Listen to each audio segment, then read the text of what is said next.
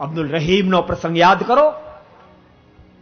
ભક્તો સંસારમાં રહ્યા અબ્દુલ રહીમ, પણ બહુ અમીર માણસ. ભક્તો દાન આપે, અઢળક દાન આપે, પણ જયારે દાન આપે ને તે નીચું જોઈને દાન આપે, નીચું જોઈને દાન. એને કોઈકે પ્રશ્ન પૂછ્યો, અબ્દુલ સાહેબ તમે જયારે દાન આપો ત્યારે નીચું જોઈને કેમ આપો છો? અને આટલા શબ્દ સાંભળતા અબ્દુલ સાહેબની આંખોમાંથી આંસુડાની ધારાઓ મળી થવા, ધારાઓ મળી થવા. અને અબ્દુલ સાહેબના મોઢામાંથી શબ્દ નીકળ્યા, આ સર્વે સંપત્તિ તો મારા માલિકની છે, અને હું બીજાને જયારે આપું છું ત્યારે વાહ વાહ મારી થાય છે.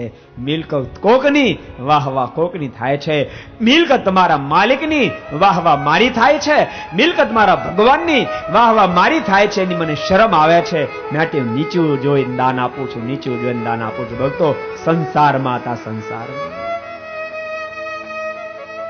ભક્તો આ વિચાર આપણને બધાનો હોવો જોઈએ. જે કાંઈ મિલકત મળે, લાખ, 2 લાખ, કરોડો, 2 કરોડ, 5 કરોડ, 50 કરોડ, એ બધું મારા માલિકનું છે. મને યશ અપાઈ રહ્યા છે, યશ અપાઈ રહ્યા છે. એવું જીવન જીવશું.